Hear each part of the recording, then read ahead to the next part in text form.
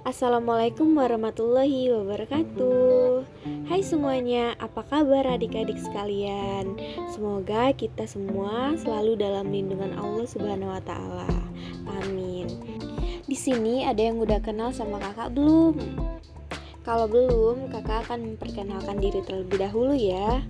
Baiklah, perkenalkan nama kakak Anggun Nadia dengan NIM 2110201003 dari Universitas Islam Negeri Raden Fatah Palembang. Dari Prodi Pendidikan Guru Madrasah Ibtidaiyah.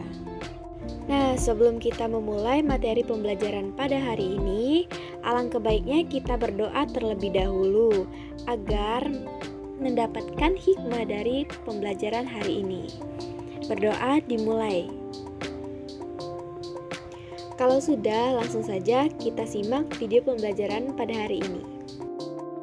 Baiklah, pada video pembelajaran kita kali ini, kakak akan membahas bersama kalian tentang jenis hewan berdasarkan makanannya. Pada pembelajaran pertama, kita mengenal jenis makanan hewan. Nah, adik-adik, jenis makanan hewan itu dikelompokkan menjadi dua jenis, yaitu makanan yang berupa tumbuhan dan makanan yang berupa hewan. Nah, perlu kita ketahui semua, hewan yang memakan tumbuhan memilih bagian-bagian tumbuhan yang dapat dijadikan sebagai makanan. Ada hewan yang hanya memakan daun tumbuhan, dan juga ada hewan yang memakan batang, buah, ataupun hanya biji tumbuhan. Bagian tumbuhan yang paling sering dijadikan makanan hewan yaitu daun, seperti hewan ulat, rusa, dan zebra. Penggolongan hewan berdasarkan jenis makanannya merupakan salah satu cara manusia membedakan hewan satu dengan hewan lainnya. Nah, jadi di sini kita adik-adik sebagai manusia juga dapat membedakan hewan dari jenis makanannya. Dan juga masing-masing jenis hewan ini rupanya memiliki ciri khusus yang dapat memudahkan kita sebagai manusia untuk mengetahui suatu hewan ini termasuk golongan hewan apa. Selanjutnya, penggolongan hewan berdasarkan jenis makanannya terbagi menjadi tiga, yaitu yang pertama herbivora, yang kedua karnivora, yang ketiga omnivora. Di sini adik-adik sekalian sudah tahu belum apa itu herbivora, karnivora, dan omnivora? Kalau belum tahu, kakak jelasin dulu ya. Yang pertama ada hewan herbivora. Hewan herbivora sendiri merupakan hewan yang pemakan tumbuh-tumbuhan. Nah, hewan ini memiliki ciri-ciri yaitu makanan utama hewan ini ada batas tumbuh-tumbuhan seperti sayuran. Yang kedua, berkembang biak secara vivipar atau beranak. Yang ketiga, termasuk ke dalam hewan mamalia atau hewan yang menyusui. Yang keempat, sebagian besar hewan herbivora hidup di darat. Yang kelima, termasuk ke dalam golongan hewan yang berdarah panas. Dan yang keenam, memiliki gigi geraham yang lebar. Nah, di sini ada contoh hewan herbivora.